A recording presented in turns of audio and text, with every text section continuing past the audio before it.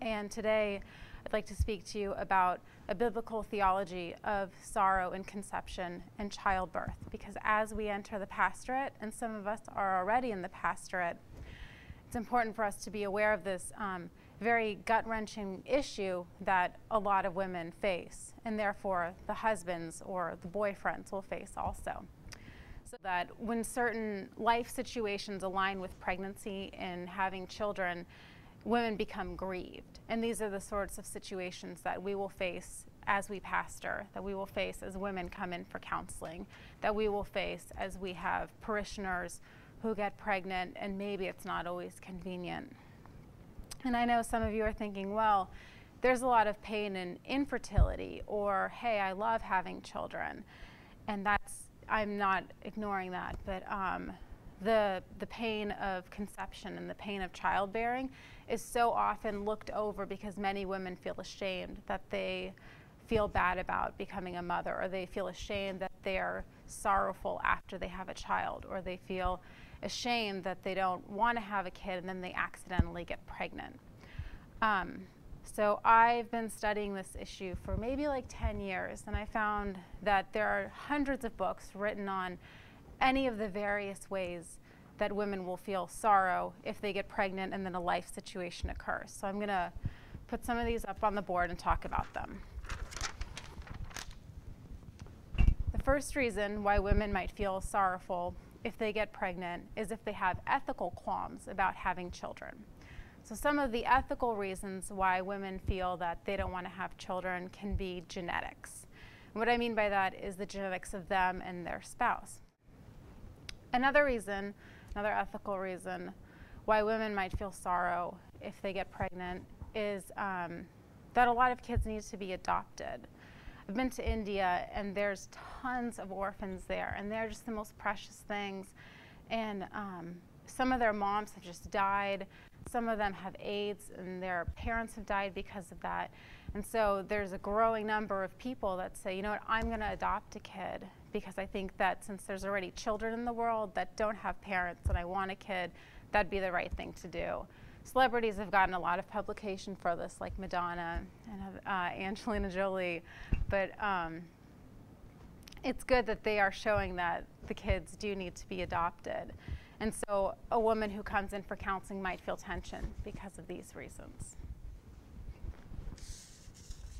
My next category is relational reasons. Some of the reasons that a woman might feel the sorrow is if she has a poor relationship with her spouse.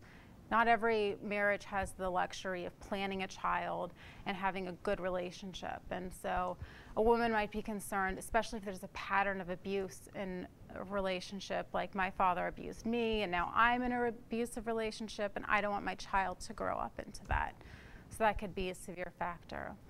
And all of these, you would have other issues you need to work through with the woman, but the thing that's going to bring it to the head is going to be the tension of the sorrow of conceiving and one of these issues that I have up here. Another relational issue why a woman might feel sad for having children is how will her child grow up? There's been a prevalence of mental disabilities that have been coming out in America, like, you know, ADD, and I used to work with special ed children and I just love those kids, but some of their parents were not very thrilled that they had them, and they didn't help their kids and they didn't give them the help that they needed. And so because of that, a woman might feel anxiety about having a child. Another relational issue, some women do see that there's gender inequality in America where the children will be born, and they worry that they have a girl, and what will happen to the girl? Will she be able to get educated? Will she be able to get respect in a job? Is she going to get raped or beat up or have violence in the street just because of her gender? So some women will feel the tension if one of those relational issues becomes a factor.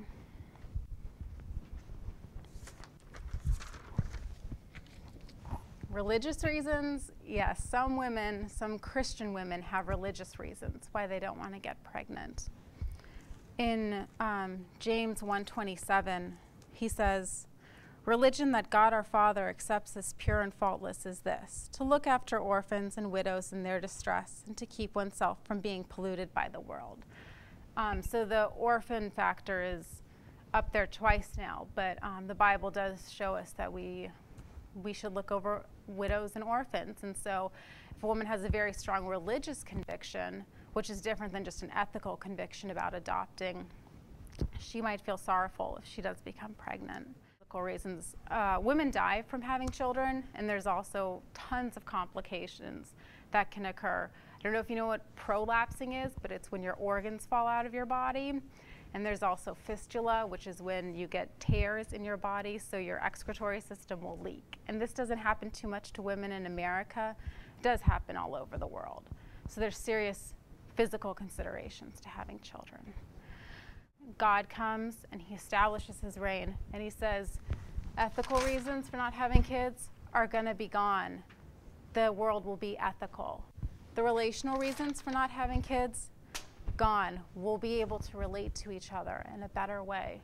The religious reasons for having pain and conception will be gone, because God's going to come and establish his reign of peace. Financial reasons for feeling sorrowful if you get pregnant, gone. Physical reasons, no longer will an infant die. No longer will they toil in vain. And so as we enter into our pastorates with women coming in who are going to feel this strong conflict of pain and conception because of one of these reasons, we need to make our counseling office a safe spot for them. We need to become aware of it and just be able to listen to women as they feel the shame and pain of becoming pregnant when maybe they didn't want to, or bearing children that have one of these issues that happen to them, whether it's their child is disabled or their child brings them pain in some of the more drastic ways that we saw earlier in Genesis, like killing or getting sold into slavery or getting raped. And as we go into our pastorate, let us remember the biblical theology of show our parishioners how that can happen by giving them love and support, and just becoming aware that some women do feel this pain. They feel the curse that has been there for all eternity, and it's our job to bless them and to support them.